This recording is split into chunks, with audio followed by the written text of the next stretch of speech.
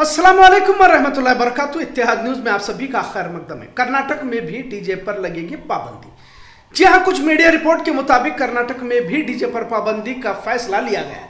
हुकूमत कर्नाटक की जानिब से 27 अगस्त से 15 सितंबर तक पाबंदी की बात कही जा रही है। दरअसल इस बार भी गणेश और ईद मिलाद एक साथ आ रहे हैं। डीजे का बढ़ता ट्रेंड न सिर्फ नॉइस पोल्यूशन में इजाफा कर रहा है बल्कि मजहबी तफरके की भी वजह बनता जा रहा है, ऐसा बताया जा। लिहाजा मुख्तलिफ मीडिया रिपोर्ट के मुताबिक डीजे पर कुछ जिला में पाबंदी की इत्तला हासिल हुई है। कल पुलिस कमिश्नर साहब भूषण बोरसे ने भी डीजे को लेकर प्रेस रिलीज की, जिसमें डीजे लगाने वालों पर कार्रवाई की जाएगी, ऐसा बताया। शिवमोगा के पुलिस कमिश्नर ने भी रियासत में डीजे पर पाबंदी की बात को वाज़ह किया है। कर्नाटक के कुछ रियासतों में डीजे पर पाबंदी की बात एक बार फिर से आवाम के सामने तो आई है, पर क्या इस पर आवाम अमल करेगी और अगर अमल नहीं करती तो किस तरह की कार्रवाई की जाएगी, यह सवाल भी किया जा रहा है। पिछले कुछ सालों से डीजे का ये त्योहार में चलन बढ़ चुका है। नौजवान नशे की हालत में तेज आवाज के साथ नाचते रहते हैं, पर इस आवाज की वजह से आम आवाम की जिंदगियों पर असर पड़ रहा है। पिछले कुछ सालों में ऐसी कई वारदातें पेश आई जिसमें डीजे की वजह से लोगों की मौत हो गई है। दिल के दौरे पड़ने से भी कई लोग अस्पताल में भर्ती हुए हैं, तो अस्पताल में भर्ती कुछ मरीज जान बहक हुए हैं। खास तौर से गणेश चतुर्थी, रामनवमी, हनुमान जयंती के मौके पर लाखों रुपए लाकर बड़े बड़े डीजे लगाए जाते हैं। यहाँ तक के यूपी में इस बार डीजे के साथ कांवड़ के वक्त लड़कियां भी नचाई गई। कुल मिलाकर माशरे में इससे नुकसानात ही काफी होते दिखाई दे रहे। इस नौसत को लेकर भी अदालतों ने फैसले सुनाए। 2019 में हाई कोर्ट ने उत्तर प्रदेश में डीजे पर पाबंदी लगा दी थी, पर 2021 में सुप्रीम कोर्ट ने इस पर रोक लगा दी। जबलपुर हाई कोर्ट ने डीजे की तेज आवाज से होने वाली मौतों के मामले को संजीदगी से लिया और सख्त कार्रवाई के हुक्म दिए। अभी 2025 मतलब इसी साल मुंबई हाई कोर्ट ने डीजे पर पाबंदी लगाते हुए जो भी कानून की खिलाफवर्जी करेगा इस पर कार्रवाई की धमकी दी है। बहरहाल कानून फैसले तो आते रहते हैं, पर क्या त्योहारों में संजीदगी से पाबंदी लगाई भी जाती है? क्योंकि आजकल अदालतों के फैसलों को नजरअंदाज करने का भी ट्रेंड चला हुआ है। कार्रवाई तो सख्ती से पुलिस की जानिब से होनी चाहिए, जो नहीं हो पा रही।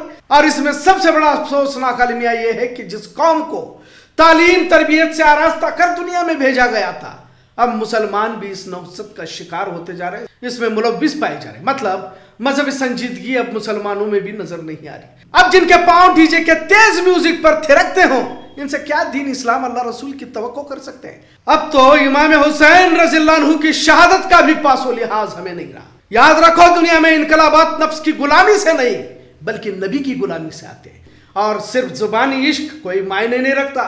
अगर मुसलमानों की मीटिंगें डीजे से शुरू होकर डीजे पर ही खत्म हो रही है तो यकीनन ये मुकाम मातम ही कह सकते हैं। तुम नाच गा कर भूल सकते हो, पर अल्लाह नहीं भूलता। इन खुराफात की कीमत तमाम शहर वालों को भुगतनी पड़ती है। दूसरे लोग क्या कर रहे हैं, हम उनके साथ ईर्ष्या कर रहे हैं, मुकाबले कर रहे हैं, वगैरह बातें दीन इस्लाम में मायने नहीं रखती। आपको जिन बातों पर चलने का हुक्म दिया है उस पर चले, और जहां रुकने को कहा गया रुके।